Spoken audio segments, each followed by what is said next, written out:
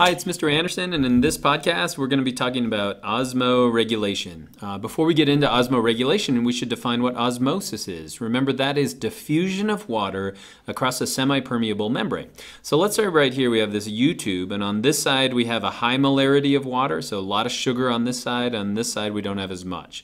And so basically, the sugar would love to spread out, but it can't because the sugar can't fit through the semi-permeable membrane, but the water can. So the water is going to flow from an area of high water concentration to low water concentration. And so basically, if you were to watch this, you couldn't see the sugar, but the water on this side would mysteriously raise and lower on this side. It would require no energy. If you were to do the opposite of that, so if you were to do reverse osmosis, we'd have to squeeze it in this direction, we could get pure water. And that's how you actually purify water. If you look on your water bottle, it'll say reverse osmosis a lot of the time. So how does this impact cells? Because in plant cells, it's okay for there to be movement of water because they have a cell wall, but for us, not so much. And so basically, if you were to take a red blood cell and have it sit in an isotonic environment, in other words, an environment where the concentration in the blood and outside the blood is the same, you're going to get a movement of water, but the blood cells are going to be happy, like they're pictured right here. If you put them in a hypertonic area, so if you put them in sugary water, then water is going to flow out. And you can see that the red blood cells are going to shrivel up.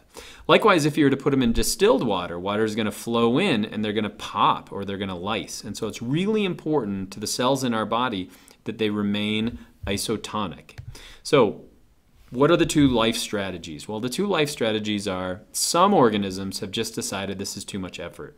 And so what they are called is osmoconformers. And so an osmoconformer, like this octopus right here, the osmolarity, and so osmolarity, remember, is going to be the concentration of solutes to water, is going to be the same on the outside as it is on the inside. In other words, they're just going to be the same osmolarity as their surroundings.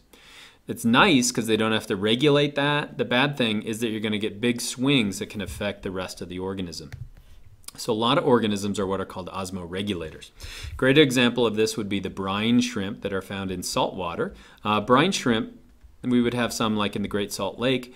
Basically, what they do is they have to regulate the amount of water inside them. So they live in a salt water environment. So think about where the water is going to flow. Is it going to want to flow into them or out of them? That's right, it's going to flow out of them. So they're going to, water's constantly going to be lost, so they're going to have to do a lot of effort. In fact, 30% of their metabolism just goes to regulating this balance of osmolarity. If we think about fish, or fish that live in a freshwater environment versus a saltwater environment, if you really understand osmosis, this is easy to think about. If you're a fish living in a freshwater environment, where is the saltier area? It's going to be inside the fish. And so basically, they're going to keep having water flow into them. And so they don't drink water. That's the blue here. Basically, they eat food, but they have urine that is really, really dilute. And that's just because they're going to have a net influx of water due to osmosis. If you move to a saltwater fish, so in a saltwater fish, we're going to have the opposite problem now. Now the saltwater is going to have a higher solute concentration, and so we're going to have water that's going to keep flowing out of them. And so they have to actually drink salt water, and their urine is going to be really, really concentrated. Okay, so we're not fish, we're not brine shrimp, we live on land. And so how do we osmoregulate? Well, we osmoregulate using this organ right here. It's called the kidney. And so this is the kidney. It's going to empty urine into the bladder, and then we finally get rid of that. But we use that on land to regulate our osmolarity. And living on land, it's almost more important that we're able to do that. Now, this gets a little complex, but if you can hold with me, I think you'll understand how this works. So basically, let me go back for just a second. If this is the kidney right here, on the inside of the kidney, over and over and over again, we're going to have this, which is called the nephron. So the nephron repeated over and over and over essentially makes a kidney. And so basically what happens is blood is going to flow in. Blood is going to flow into something called the glomerulus. And then it's going to flow into this, which is called the Bowman's capsule. The Bowman's capsule is going to do one thing. It's going to filter the blood. We also have proximal and distal tubule. That's important for secretion and reabsorption, but we're not going to talk about any of that right now.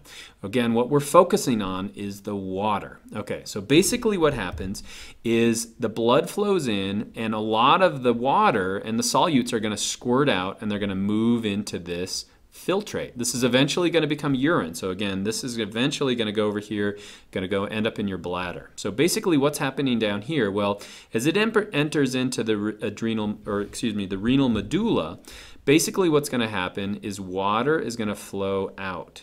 And water is going to flow out. And as water starts to flow out, the osmolarity inside this descending tubule is going to increase. And so the concentration at the beginning is around 300 milliosmoles, but it's going to increase to the point down here where it's around 1200. So we're going to set up a gradient. And so on this side, water is going to flow out, water is going to flow out, water is going to flow out. Now it's not just flowing out into the interstitial fluid. A lot of that water is being reclaimed because we're going to have capillaries outside here as well. And so on this descending side of the loop of Henle, that's what this is called, basically what's going to happen is it's going to release water. And so we're going to set up a gradient. Now on the ascending side, on the other side, this is on the right side of it, it's not going to be permeable to water, but it is going to be permeable to salt. And so basically what's going to happen on this side is we're going to lose salt. And we're going to lose salt, and we're going to lose salt. And as we get into this thick portion of the loop of Henle, we're actually pumping that salt out. And so basically now what we have is a gradient where down here it's 1200 milliosmoles, but then we have it going all the way back up, so it's 300 milliosmoles up here. And so basically it goes horizontal all the way across here. So what's the work of all the loop of Henle for? All of the work is to set up this gradient. And this is called a countercurrent exchange. So it's important that the fluid is following in opposite directions. So these are interacting with each other. So basically we've set up a gradient where on this side it's not as concentrated. As we move down here, it's really, really concentrated at the bottom. And so let me remove all of that. So again, we're going to have 300 up here. We're going to have 1200 up down here. And so basically there's a gradient that goes across like this. Okay, so what is this? This is called the collecting duct. And so basically now we have control over that water. And so again, this is the filtrate. It's eventually going to become urine. But basically we can control whether or not we let water out. And we do that using a hormone, and that hormone is called antidiuretic hormone. Think about the name. It's antidiuretic. Diuretic is anything that, just think about diarrhea, it's releasing water. So an antidiuretic is something that has us hold on to water. So basically we have this gradient right here, and if we release antidiuretic hormone, which is going to come from the posterior pituitary, it's going to interact on this collecting duct over here. When it interacts with this collecting duct, it basically says you can let water through. And so if you can let water through, water is going to flow out of here, and it's going to flow back into our capillaries and into our interstitial fluid. And so basically, if we secrete a lot of ADH, basically this gradient is going to allow us to reclaim water and more water and more water and more water and more water. And even though we've gotten almost all of the water out of our urine, it's really concentrated out here. So osmosis is going to pull that water out of it. Likewise, let's say we drank a bunch of water and we don't need to reclaim that, then we're going to decrease the amount of ADH. And basically now we can't let water out through here, and so that water instead is just going to flow out into our urine. And so when you look at your urine and look at the different color in it, what's responsible for that? Well, basically it's the amount of ADH that we're releasing, but more importantly, it's this wonderful gradient that was set up in the loop of Henle. And so that's osmolarity. Again, we're osmoregulators, and you can thank our kidneys and our nephron for that. And I hope that's helpful.